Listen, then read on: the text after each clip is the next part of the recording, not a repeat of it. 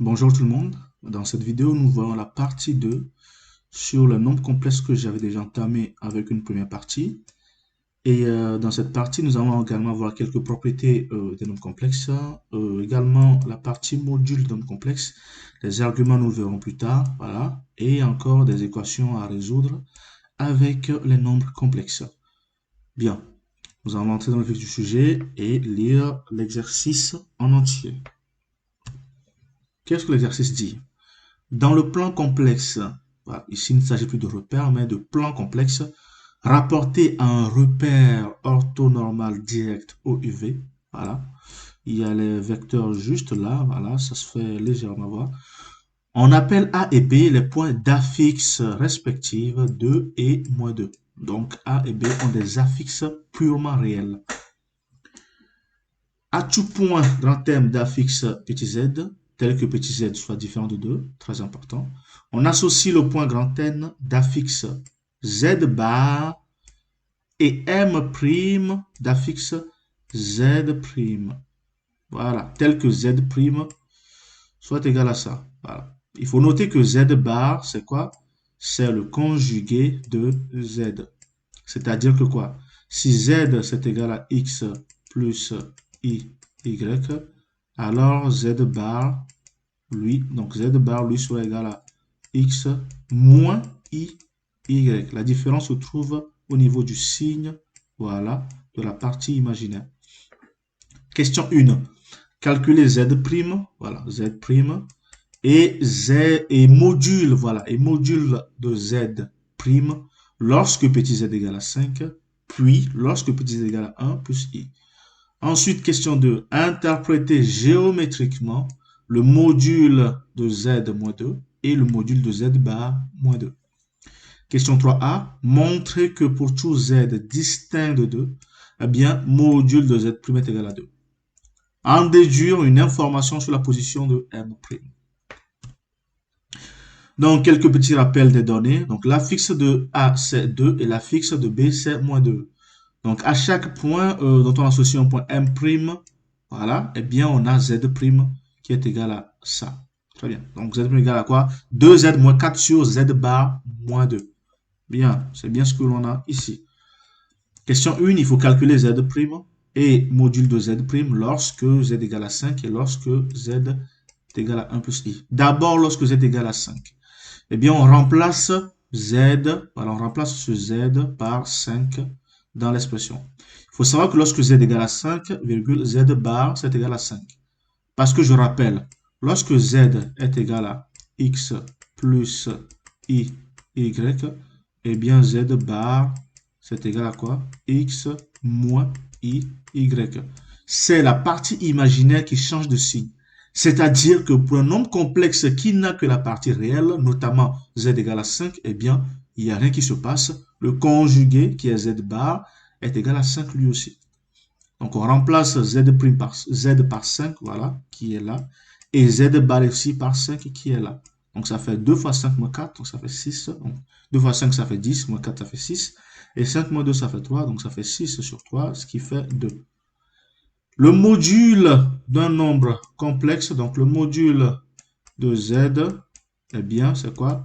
C'est la racine carrée, c'est un peu comme le calcul de la norme, de la partie réelle au carré plus la partie imaginaire au carré. Voilà. C'est un peu comme la norme d'un vecteur. Eh bien, c'est ce que j'ai appliqué ici. La partie réelle de z', c'est 2, donc 2 au carré. Et puisque z' n'a pas de partie imaginaire, donc ça fait 0 au carré. Ce qui fait racine de 2 au carré, qui fait tout simplement 2. Maintenant, lorsque z égale à 1 plus i, z bar, ça fait quoi? 1 moins i. Voilà, donc ici, on a une partie imaginaire et donc son signe a changé. Au lieu de plus, on a un moins. Z', c'est quoi? On remplace z par sa valeur, 1 plus i, et z bar par sa valeur, 1 moins i. On développe en haut et au dénominateur. On obtient ça au numérateur et ça au dénominateur. Souvent, on veut dissocier la partie réelle de la partie imaginaire d'un nombre complexe et donc on élimine le i qui symbolise l'imaginaire au dénominateur. Pour ça, on multiplie le numérateur et le dénominateur par le conjugué du dénominateur. Le conjugué de moins 1 moins i, c'est quoi? C'est moins 1 plus i que l'on retrouve ici. Donc, nous multiplions le numérateur, voilà, et le dénominateur par la même chose.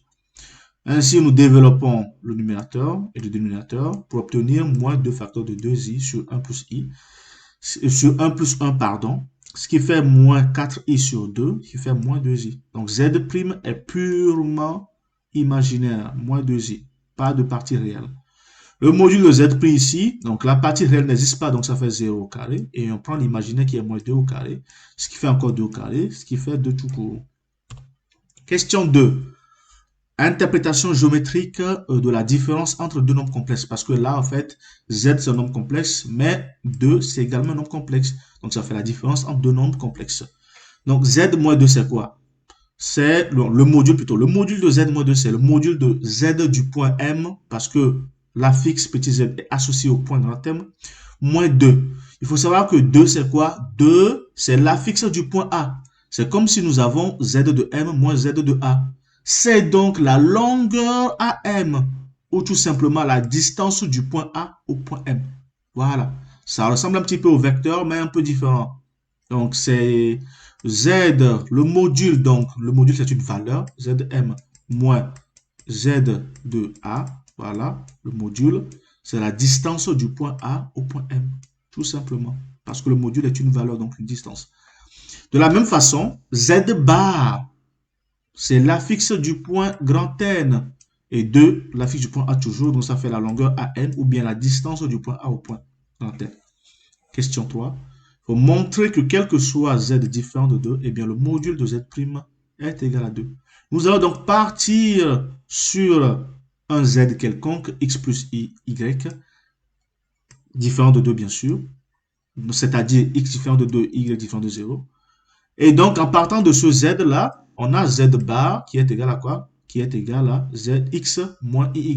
Donc, le signe change. On remplace donc dans l'expression de Z', Z et Z bar. Donc, ça fait 2X plus 2Y moins 4 sur X moins IY moins 2. On développe, on factorise, on scinde. Et on fait la même chose pour éliminer le I. On multiplie le numérateur et le dénominateur par le conjugué du dénominateur. Et le conjugué, c'est quoi? C'est X moins 2 plus IY. Le signe change encore ici. On multiplie le numérateur par la même chose également. Ensuite, on développe le tout, on obtient ça. On développe également le numérateur, on obtient ça. Et le dénominateur également. On développe encore, on obtient ça. On garde le dénominateur comme ça. On réduit le numérateur, on obtient ça. On garde le dénominateur. Et on scinde en partie réelle et en partie imaginaire le numérateur pour obtenir une forme de Z' qui représente une partie réelle et une partie imaginaire. L'objectif, c'est de démontrer que le module de Z' est égal à 2. Et donc, on va calculer le module de quoi? De ce Z'. Le module de Z', c'est la racine carrée de la partie imaginaire au carré, plus la partie, non, de la partie réelle, pardon, au carré, plus la partie imaginaire au carré. Tant pour moi. Et donc, on développe les carrés, bien évidemment. Voilà, donc le 2 au carré, ça fait 4. Ensuite, le reste au carré. On développe et tout. On met au même dénominateur, puisque c'est le quart. Voilà. Et puisque ça, le dénominateur en fait était au carré, ça peut sortir de la racine. D'où plus de racine au dénominateur à ce niveau. Donc le dénominateur encore à ce niveau n'a pas de racine parce que le carré est sorti. On développe le numérateur, voilà, en ces termes-là. Et on obtient ce résultat. Ensuite, on réduit pour obtenir ça. Et enfin, en réduisant, bah, on obtient ça et ça. Donc ça peut se simplifier avec ça. Il va donc rester le 2 que nous retrouvons ici.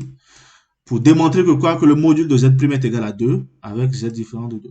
Eh bien, c'est Q, F, D, tout simplement. Donc, par de simples calculs analytiques, on aboutit à la démonstration. Question B. Une interprétation géométrique du module de Z'. Le module de Z', c'est quoi? C'est le module de Z' moins Z0. Puisque Z0, c'est 0, donc ça fait Z' moins 0, ce qui est correct. Et Z0, c'est quoi? C'est l'affixe de l'origine du plan complexe. Voilà. L'interprétation, c'est quoi? C'est la distance du point O, qui est l'origine du repère ou bien du plan complexe, au point M', parce que l'affixe Z' est associé au point M'. Voilà. Donc, au M' est égal à 2, puisque le module est égal à 2, tout simplement. On peut également appeler ça la norme du vecteur au M'. C'est-à-dire que le point M' est toujours situé sur un cercle de rayon 2. Parce que M' représente l'ensemble des points dont l'affixe est de la forme Z' égale à l'expression qui est dans l'énoncé. Donc, ça dit que quoi? Tous les points M' sont situés sur un cercle de rayon 2, centré à l'origine. Merci, chers visionneurs, d'avoir regardé la vidéo. Je vous invite à la liker, à la commenter avec des questions et des interrogations, à vous abonner à ma chaîne, à m'écrire sur mon adresse professionnelle que vous retrouverez dans la description de ce mail pour plus d'exercices résolus et pour m'envoyer des sujets un peu plus longs que vous aimeriez que je vous fasse. Merci à vous et à la prochaine.